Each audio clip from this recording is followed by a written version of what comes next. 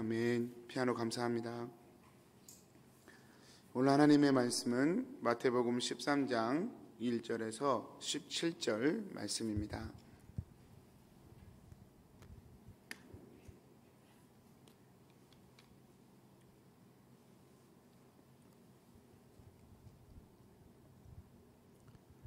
그날 예수께서 집에서 나가사 바닷가에 앉으심에 큰 무리가 그에게로 모여들거늘 예수께서 배에 올라가 앉으시고 온 무리는 해변에 서 있더니 예수께서 비유로 여러 가지를 그들에게 말씀하여 이르시되 씨를 뿌리는 자가 뿌리러 나가서 뿌릴새 더러는 길가에 떨어짐에 새들이 와서 먹어버렸고 더러는 흙이 얕은 돌밭에 떨어짐에 흙이 깊지 아니하므로 곧 싹이 나오나 해가 돋은 후에 타서 뿌리가 없으므로 말랐고 더러는 가시떨기 위에 떨어짐에 가시가 자라서 기운을 막았고 더러는 좋은 땅에 떨어짐에 어떤 것은 100배 어떤 것은 60배 어떤 것은 30배의 결실을 하였느니라. 귀 있는 자는 들으라 하시니라. 제자들이 예수께 나와 이르되 어찌하여 그들에게 비유로 말씀하시나이까. 대답하여 이르시되 천국의 비밀을 아는 것이 너희에게는 허락되었으나 그들에게는 아니 되었나니 무릇 있는 자는 받아 넉넉하게 되되 없는 자는 그 있는 것도 빼앗기리라. 그러므로 내가 그들에게 비유로 말하는 것은 그들이 보아도 보지 못하며 들어도 듣지 못하며 깨닫지 못함이니라. 이사야의 예언이 그들에게 이루어졌으니 일렀으되 너희가 듣기는 들어도 깨닫지 못할 것이요 보기는 보아도 알지 못하리라. 이 백성들의 마음이 완악하여져서 그 귀는 듣기에 둔하고 눈은 감았으니 이는 눈으로 보고 귀로 듣고 마음으로 깨달아 돌이켜 내게 고침을 받을까 두려워함이라 하였느니라. 그러나 너희 눈은 봄으로 너희 귀는 들음으로 복이 있도다.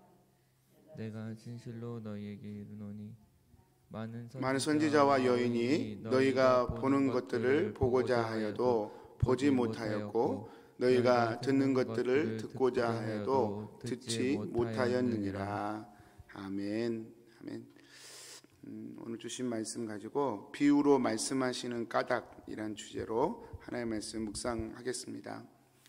손들은 우리가 오늘 비유 말씀 보면서 우리가 쉽게 이제 언뜻 생각하는 가장 많이 생각하는 것은 좋은 밭이 되자, 내 마음이 좋은 밭이 되도록 내가 내 마음을 잘 가꾸자, 그래서 열매를 많이 맺는 그런 밭이 되자, 이렇게 해석을 하고 또 이렇게 적용을 합니다.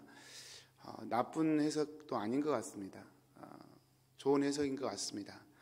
그런데 사실 오늘 말씀을 가만히 읽어보면 예수님께서 이 네 가지 밭의 비유를 하신 이유가 네가 좋은 밭이 되어야 한다, 이런 얘기를 하시는 것보다는 조금 다른 곳에 포커스가 가 있다는 사실을 우리 좀 알 수 있습니다. 오늘 말씀 11절인데요. 대답하여 이르시되 천국의 비밀을 아는 것이 너희에게는 허락되었으나 그들에게는 아니 되었나니. 제자들이 왜 비유로 이렇게 자꾸 설명을 하십니까? 물어보니까 예수님이 비밀을 아는 것이 너희에게는 허락되었으나 그들에게는 허락되지 아니하였기 때문이다, 이렇게 말씀을 하는 것입니다. 선생님들, 보통 우리가 상식적으로는 무엇을 설명할 때에 비유로 설명하는 이유는 잘 못 알아들으니까 잘 알아들으라고 비유로 설명을 하는 것입니다. 그래서 어떤 사람이 잘 못 알아들을 때 비유로 설명을 잘하면 어떤 경우는 또 비유로 설명하면 더 어려울 때도 있긴 하지만 하여튼 비유를 잘 설명을 하면 못 알아듣는 사람도 쉽게 알아들을 수가 있고 수긍이 되는 것이죠. 이것이 우리가 보통 비유를 사용하는 이유입니다. 그런데 예수님께서는 오늘 말씀에 보면 그 비유를 사용하신 이유가 조금 다릅니다. 분명하게 다릅니다. 왜 비유를 사용하셨습니까? 라고 물었더니 알아듣는 자와 못 알아듣는 자를 구분하시기 위해서다, 그렇게 말씀하시는 거예요. 이게 예수님이 비유를 이렇게 하시는 이유입니다. 너희와 그들이란 단어를 쓰셨어요. 너희는 알아듣고 그들은 못 알아듣게 하기 위해서 내가 비유로 얘기한다. 이렇게 말씀을 하는 것입니다. 13절 말씀 한번 더 보겠습니다. 그러므로 내가 그들에게 비유로 말하는 것은 그들이 보아도 보지 못하며 들어도 듣지 못하며 깨닫지 못함이니라. 분명해지죠.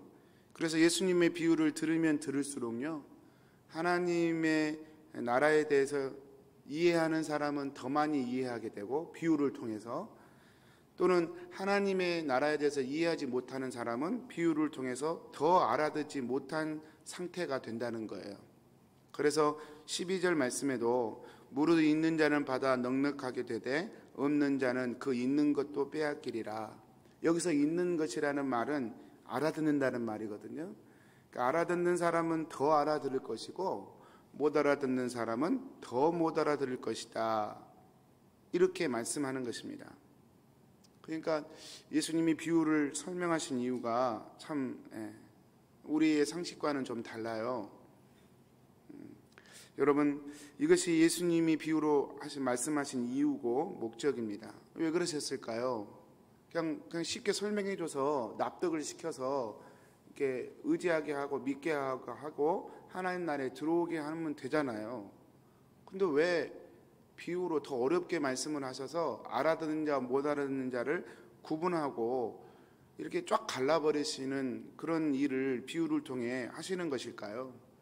여러분, 예수님이 이런 말씀을 하시면서 오늘 이사야 말씀을 예언을 인용을 하죠. 인용을 하는데 오늘 14절 15절 말씀인데 저희가 이 이사야 말씀을 한번 이 시간 이해해 봤으면 좋겠어요. 그래서 이사야 6장으로 건너가서 좀 길지만 1절부터 13절을 한번 다 읽어보겠습니다. 도대체 이게 무슨 어떤 배경을 가지고 이루어진 말씀인지 한번 제가 읽어보겠습니다. 성도님들 아마 PPT에 나와 있고 그럴 테니까 한번 잘 따라오십시오. 1절, 우시야 왕이 죽던 해에 내가 본즉 주께서 높이 들린 보좌에 앉으셨는데 그의 옷자락은 성전에 가득하였고 스랍들이 모시고 섰는데 각기 6날개가 있어 그 둘로는 자기의 얼굴을 가리웠고 그 둘로는 자기의 발을 가리웠고 그 둘로는 날며 서로 불러 이르되 거룩하다 거룩하다 거룩하다 만군의 여호와여 그의 영광이 온 땅에 충만하도다 하더라.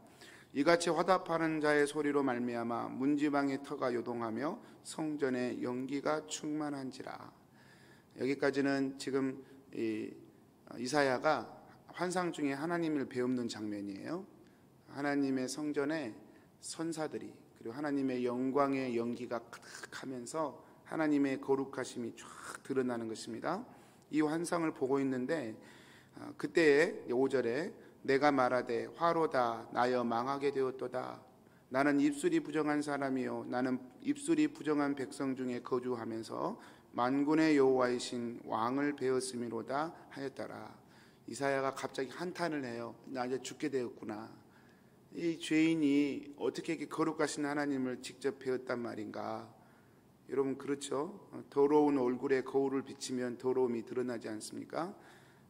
빛 가운데 나가면 우리의 더러움이 드러나는 것이죠. 좀 부끄러운 것이죠. 그래서 죽게 되었다 한탄을 해요. 그때 9절에 6절에 그때의 스랍 중에 하나가 부젓가락으로 제단에서 집은 바 핀 숯을 손에 가지고 내게로 날아와서 그것을 내 입술에 대며 이르되 보라 이것이 내 입에 닿았으니 내 악이 제하여졌고 내 죄가 사하여졌느니라 하더라. 입술이 부정하다는 말은 그 말, 어제 그제도 살폈지만 말이 사실은 그 사람을 정하기도 하고 부정하기도 하거든요. 말이 인생이기 때문에 이 말이 부정한 사람에게 천사가 숯을 입술에다 댑니다. 그러면서 하시는 말씀이 내 악이 제하여졌고 내 죄가 사해졌다 이렇게 말씀해요. 여기서 숯은 예수 그리스도의 십자가의 보혈을 그대로 예표하는 것이죠. 우리의 죄가 사해져요. 예수님 때문에, 예수님의 십자가의 보혈 때문에 우리의 악이 제거되고 우리의 죄가 제거되는 거예요. 그럼 우리가 예수님의 십자가를 의지하지 않으면 어떻게 될까요? 그러면 안 되는 거예요. 순간순간 의지하는 거예요. 우리 자체가 깨끗해지는 게 아니고 그 숯이 우리를 깨끗하게 하는 거고 예수님의 보혈이 우리를 깨끗하게 하는 거죠. 그래서 8절에 내가 또 주의 목소리를 들으니 주께서 이르시되 내가 누구를 보내며 내가 누구를 위하여 갈꼬 하시니 그때에 내가 이르되 내가 여기 있나이다 나를 보내소서 하였더니. 이제부터 시작돼요. 하나님께서 그렇게 거룩하게 한 다음에 이사야를, 그러면서 하나님이 마치 한탄하듯이 내가 누구를 위하여 누구를 이스라엘에게 보낼고 누가 우리를 위하여 갈고, 이렇게 하나님이 고민하신단 말이에요. 이사야가 그 고민하는 소리를 듣고 손을 들어요. 주여 내가 여기 있나이다 나를 보내소서. 그렇게 이사야가 자원을 합니다. 여러분, 이렇게 우리가 하나님의 진짜 은혜를 받으면 자원하게 되어 있어요. 자원하는 것입니다. 주여 내가 여기 있습니다. 그때 하나님께서 이제 이사야에게 사명을 주시는데, 이 사명이 좀 이상하다 그 말이에요. 여러분, 이 사명이 오늘 예수님이 인용하신 말씀이에요. 여호와께서 이제 사명을 주시는데 이렇게 사명을 주셔요. 여호와께서 이르시되 가서 이 백성에게 이르기를 너 내 백성에게 가서 말해라. 그래서 뭐라고 말하라 그러냐면 너희가 듣기는 들어도 깨닫지 못할 것이요 보기는 보아도 알지 못하리라 하여 이 백성의 마음을 둔하게 하며 그들의 귀가 막히고 그들의 눈이 감기게 하라 염려하건대 그들이 눈으로 보고 귀로 듣고 마음으로 깨닫고 다시 돌아와 고침을 받을까 하노라 하시기로. 여러분, 이게 무슨 말입니까? 이스라엘 백성들에게 지금 이사야를 보내면서 돌이키라고 보내는 것이 보신 것인데, 그것을 뭐라고 표현하시냐면 이렇게 외치라는 거예요. 너희가 들어도 깨닫지 못하고 보아도 알지 못한다. 마음이 둔하여서 너희 알지 못한다. 이것을 외치라고 하는 것입니다. 이사야가 정말 이해하기 힘들었을 거예요. 왜 이런 말씀 하시는지. 이사야가 어느 때까지 이런 말씀을 외칠까요? 그렇게 묻습니다. 11절에 내가 이르되 주여 어느 때까지니까 하였더니 주께서 대답하시되 성읍들은 황폐하여 주민이 없으며 가옥들에게는 사람이 없고 이 토지는 황폐하게 되며 여호와께서 사람을 멀리 옮기셔서 이 땅 가운데 황폐한 곳이 많을 때까지니라. 주여 언제까지 이런 메시지를 전해야 합니까? 이스라엘이 망해서 포로로 끌려갈 때까지. 못 알아들을 거라는 거예요. 하나님이 이스라엘 통해서 아무리 돌아오라고 메시지를 전해도 못 알아들을 거라는 것을 사실은 말씀하는 거예요.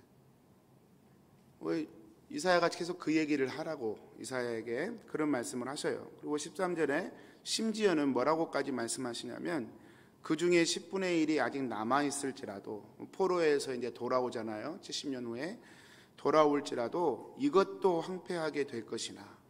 포로에서 돌아오면 좀 정신을 차렸을 거 아니에요. 그리고 좀 그래도 지도층이 끌려갔으니까 거기에 수많은 에스겔 선지자도 있었고 우리가 에스더도 있었고 다니엘도 있었고 좋은 믿음의 사람들 많았잖아요. 그들이 돌아오면 이제 이스라엘이 더 정신을 차리고 하나님을 붙들 것 같은데, 또 이사야 말씀이 이것도 황폐하게 될 것이다. 포로에서 돌아와서도 아직도 하나님의 마음을 못 알아들을 것이다. 이렇게 말씀, 완전한 절망이에요. 그러면서 밤나무와 상수리 나무가 배임을 당하여도 그 그루터기는 남아있는 것 같이 거룩한 씨가 이 땅의 그루터기니라 하시더라. 못 알아들을 거예요. 근데 그럼 어떻게 하자는 얘기냐? 하나님께서 그 전체가 못 알아듣는 와중에 마치 나무가 통째로 잘려도 그 밑둥에서 새싹이 이렇게 올라오는 것처럼 그런 그루터기 같은 사람들을 통해서 이 말을 알아듣는 사람들이 나오게 할 것이라는 거예요. 여러분, 그게 그루터기고요. 이사야에서 매우 중요하게 취급하고 있는 남은 자입니다. 남은 자. 남은 자만 그 사실을 알아들을 거라는 거예요. 남은 자만 그 사실을 알아들을 거라는 것입니다.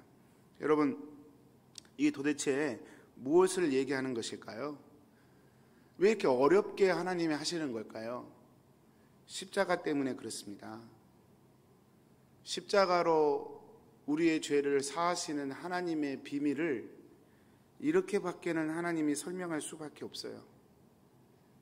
여러분, 십자가는 사실 인간의 입장에서는 이건 완전히 상상이 불가능한 일입니다.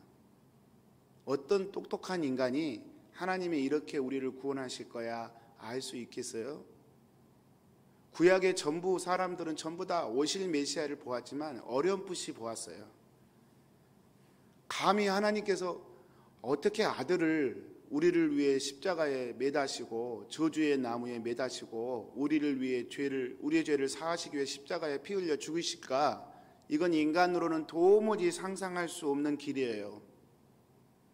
그래서 하나님께서 그것을 설명해 주시는데 이런 식으로 설명을 할 수밖에 없어요.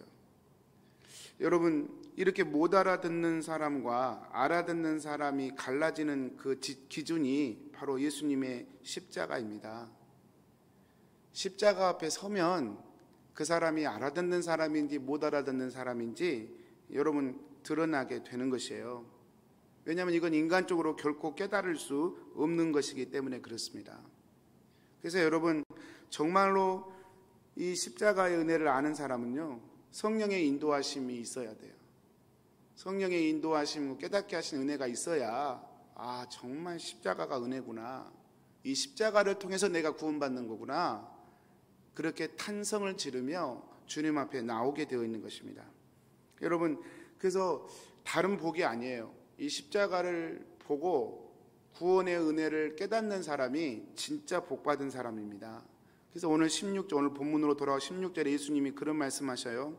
다른 사람은 그렇게 못 알아듣는데 너희 눈은 봄으로 너희 귀는 들음으로 복이 있도다. 내가 진실로 너희에게 이르노니 많은 선지자와 의인이 너희가 보는 것들을 보고자 하여도 보지 못하였고 너희가 듣는 것들을 듣고자 하여도 듣지 못하였느니라. 전부 다 구약의 그 수많은 사람들이 그림자만 보았어요. 근데 그 실체가 이것이었구나. 누군가가 죽는다는 이야기, 하나님의 은혜가 우리를 덮어야 구원받을 수 있다는 그런 사실을 구약의 사람들은 계속 바라봄으로 구원을 얻긴 얻었지만 그 일이 이 일인 줄은 미처 몰랐어요. 하나님의 아들이 이렇게 직접 내려오셔서 죽을 줄은 아무도 몰랐어요. 근데 그 사실을 이제 깨닫고 직접 보고 있는 너희들은 참 복되다. 과거에 누구도 이것은 보지 못했다. 너희들은 그것을 보고 있으므로 복되다. 그렇게 말씀하는 것입니다.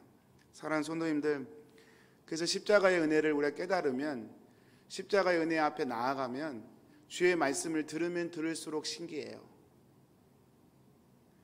십자가 은혜를 깨닫게 되면 이제 기도 안 하면 나는 못 사는구나.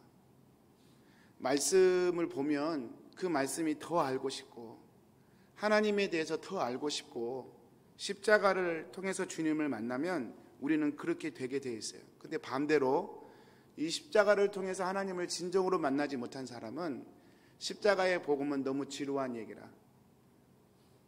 복권 1억 당첨되는 비결을 가르쳐주면 눈이 반짝반짝 할 수밖에 없는데 이 십자가의 복음을 얘기하면 하품이 나와요. 지루해요. 성경 말씀은 정말 너무너무 어려운 책이에요.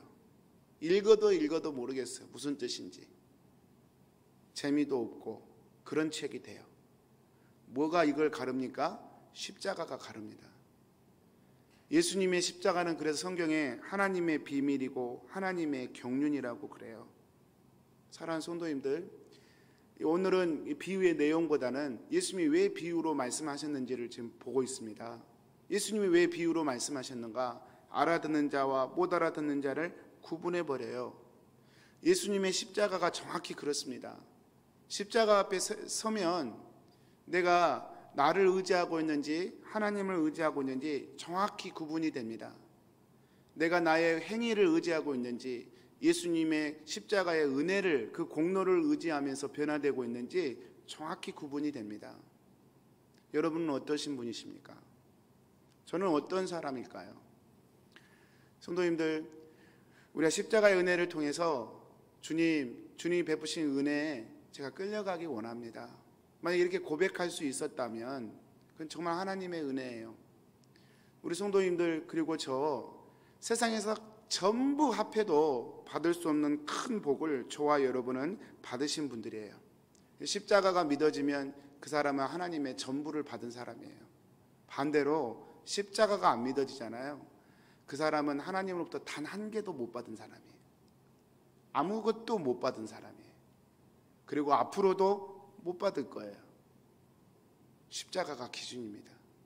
사랑하는 성도님들, 이 예수님의 비유의 핵심, 예수 그리스도의 십자가의 죽으심과 부활, 이 십자가의 대속의 은혜, 그 비밀이 깨달아지는, 그래 더욱 깨달아지는 저와 여러분 되셨으면 좋겠어요.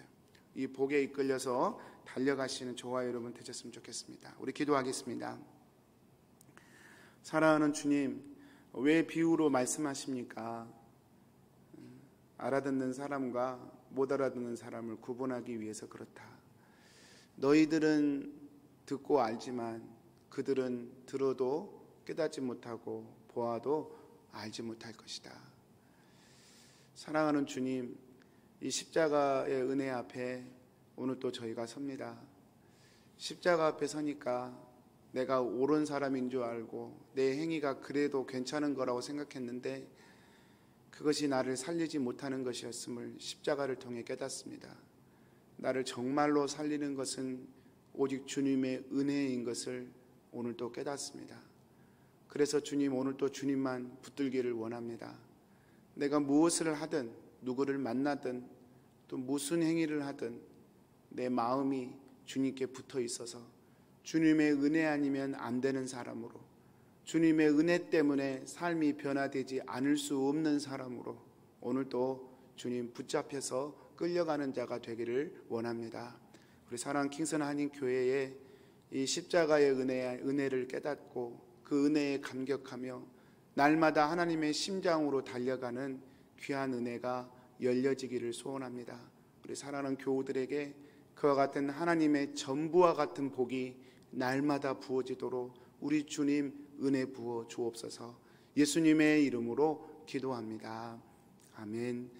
하늘에 계신 우리 아버지여, 이름이 거룩히 여김을 받으시옵소서.